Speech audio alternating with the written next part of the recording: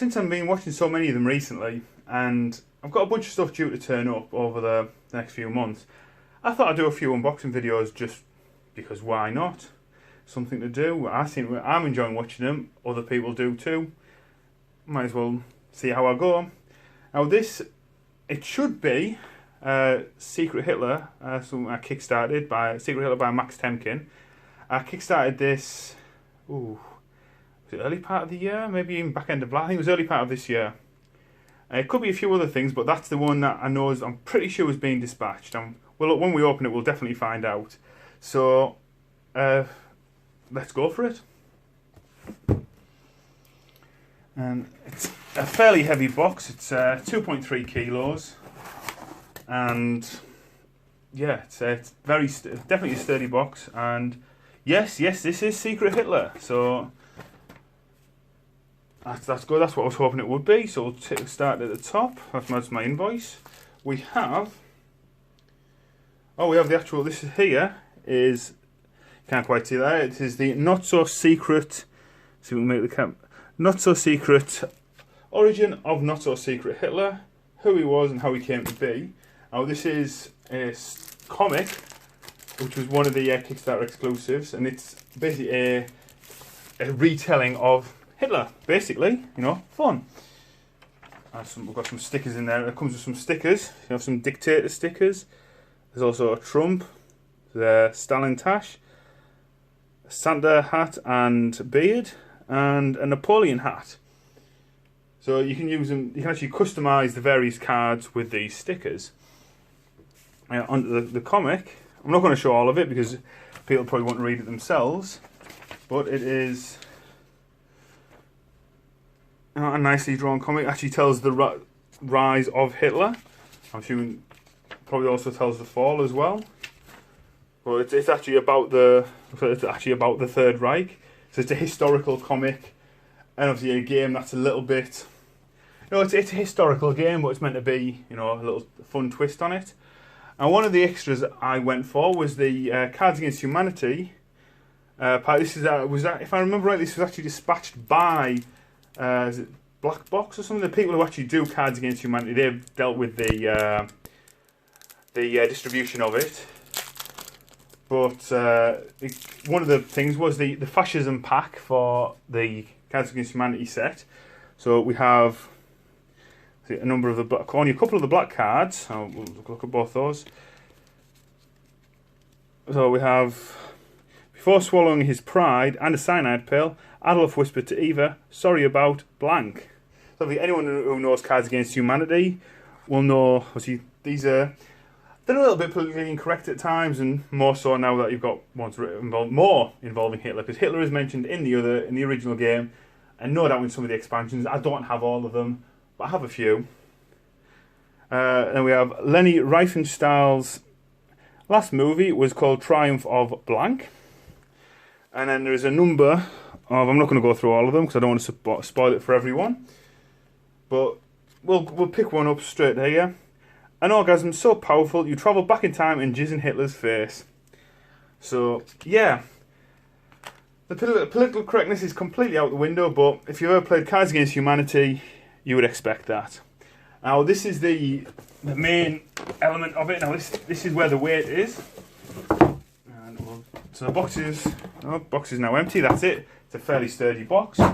Now this, I did upgrade this because I thought, why not? And I actually went for the wooden box. Now this is a really nicely made box, and this is a pretty big box for what is basically a card game.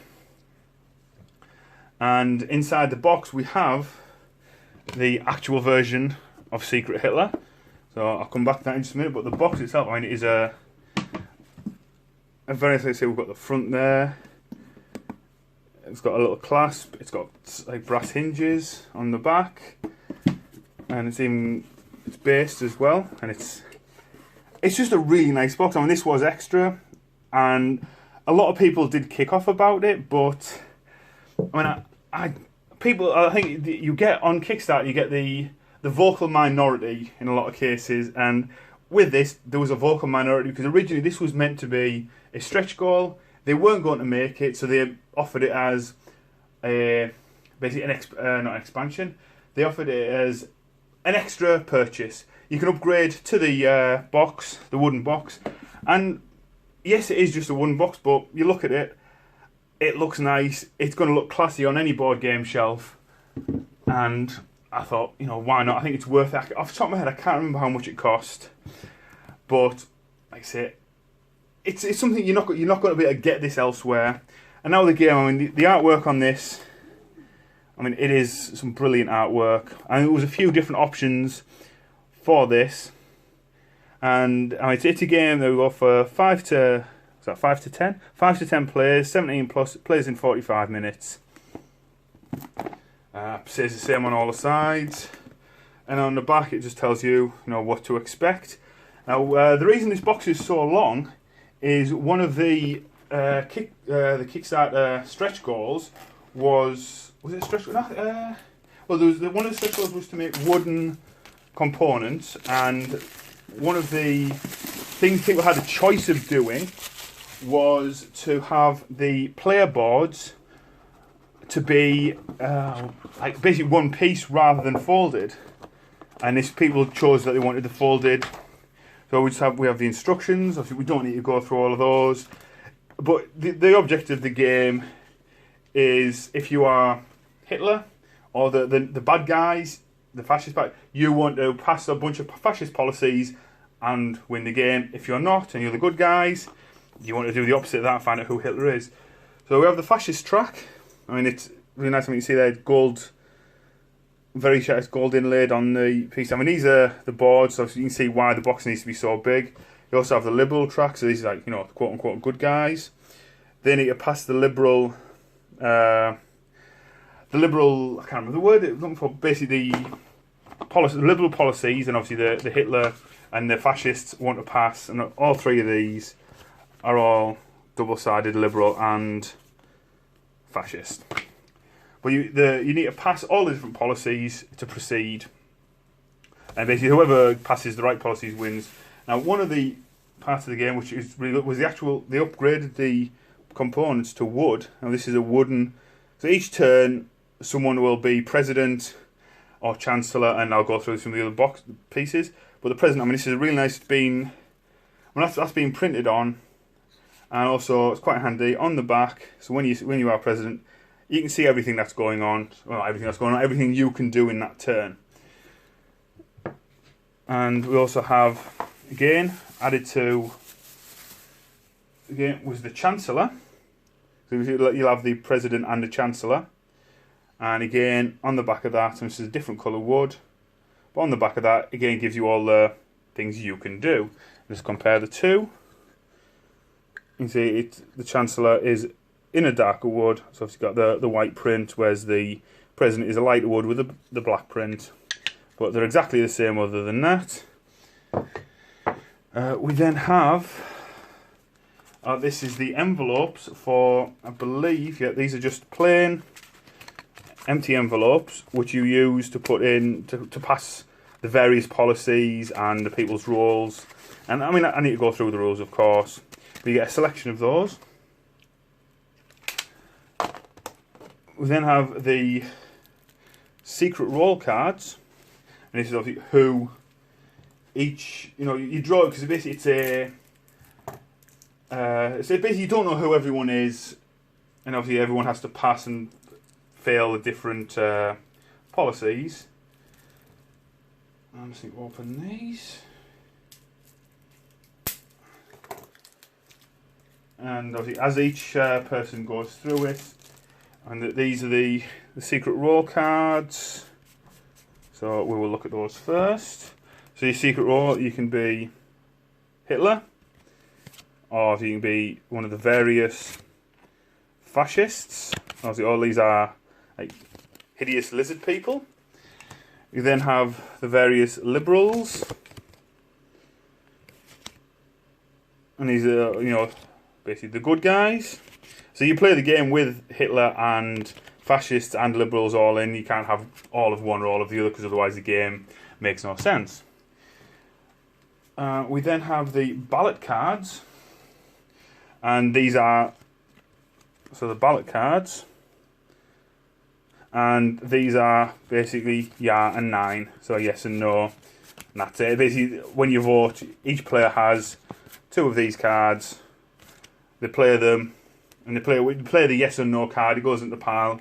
If you get a yes, the policy passes. If you get a no, or you get a 9, it's discarded. It fails. We then have for setting up the table, and both these are double-sided. You have a discard pile and a draw pile, just to help set the table up. And finally, in these cards, you have the party membership cards, and your party can be a fascist or a liberal. So when you declare your allegiance, and then finally the big part of it. This is the policies. This is what you've got to enact. So obviously whether they are the liberals or the fascist ones. These are quite thick cards. These are actually wood. I think possibly wood, or like a back cardboard anywhere. And you have both fascist and liberal policies. These are what you have to pass, which these are designed to fit. You see there onto the board. You just pass, and as you pass the various policies on both the fascist side and the liberal side. The liberal, you have to get all the way along to complete it. On the fascist, you just have to enact enough to start causing problems. And each one of these, as you pass it, the policy will go on the board. And you have 2 stacks of those. So it's going to be a good mix of the fascist policies and the liberal policies. The policies themselves aren't literal, so it's not a specific thing you have to discuss or talk about or deal with. It's a liberal policy or it's a fascist policy, and each person has to vote on it. And yeah, so that's it. That is my unboxing of Secret Hitler. I'll no doubt do something regarding playing it once I've got enough people around, 'cause that's the only downside to it. It is a 5-player game, so you need that extra person. A lot of games you can play 4 people, but it does look, I think it'll be a lot of fun. It's a really nice looking game, and yeah, check it out, and thank you for watching.